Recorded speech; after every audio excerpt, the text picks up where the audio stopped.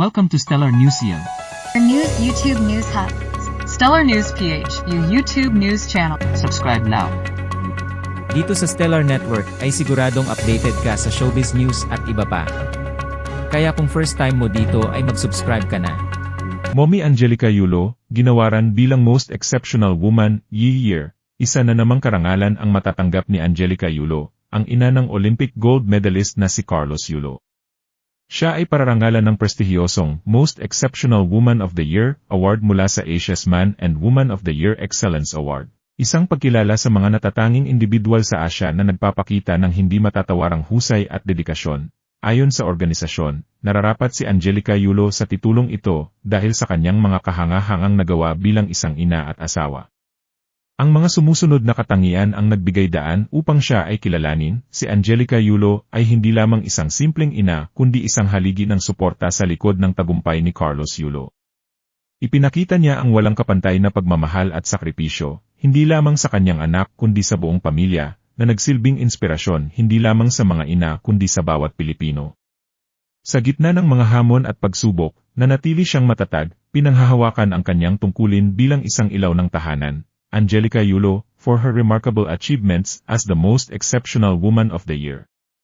Angelica Poquiz Yulo is a proud mother and wife. She will be recognized in her remarkable journey as a compassionate, selfless, and devoted mother, embodying the true essence of being a woman. Her unwavering love, strength, and dedication to her family have made her an inspiration to mothers everywhere. She is the proud mother of the Pinoy athlete and Olympian, 2024 Olympic gold medalist Carlos Yulo. Ang pagkilala sa kanya bilang Most Exceptional Woman of the Year ay patunay ng kanyang hindi matitinag na dedikasyon at pagmamahal sa kanyang pamilya. Isa siyang halimbawa ng isang babaeng malakas, may puso, at walang pag-aalinlangan sa paggawa ng lahat para sa kapakanan ng kanyang mga mahal sa buhay.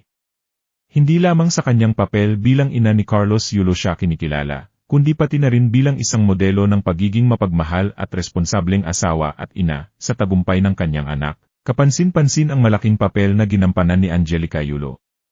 Si Carlos, bilang isa sa pinakamatagumpay na atleta ng Pilipinas, ay hindi magiging ganito kalayo sa kanyang narating kung wala ang walang sawang suporta ng kanyang ina.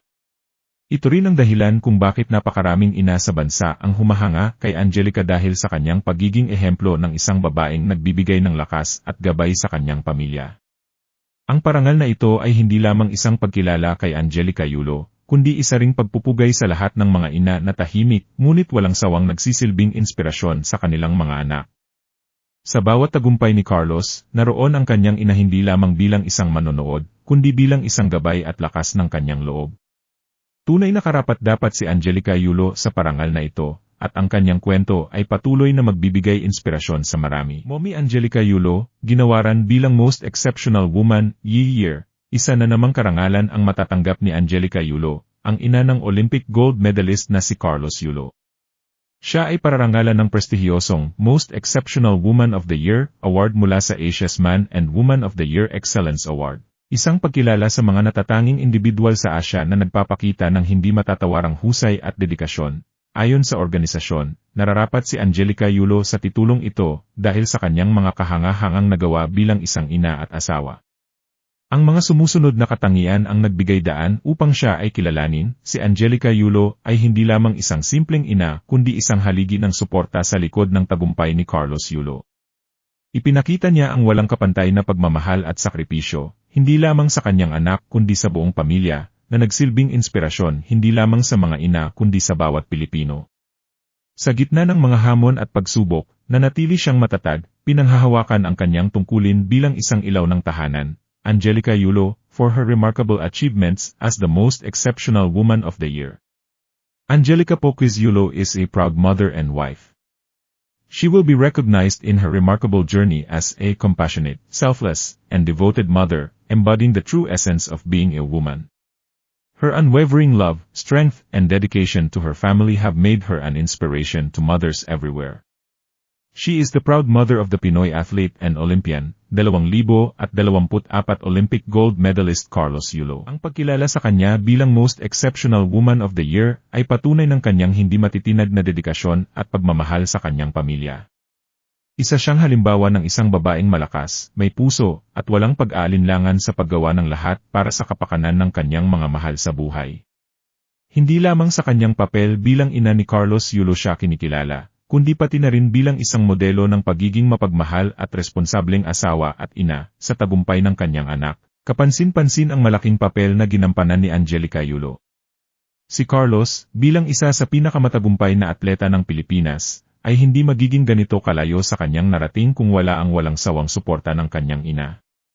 Ito rin ang dahilan kung bakit napakaraming ina sa bansa ang humahanga kay Angelica dahil sa kanyang pagiging ehemplo ng isang babaeng nagbibigay ng lakas at gabay sa kanyang pamilya.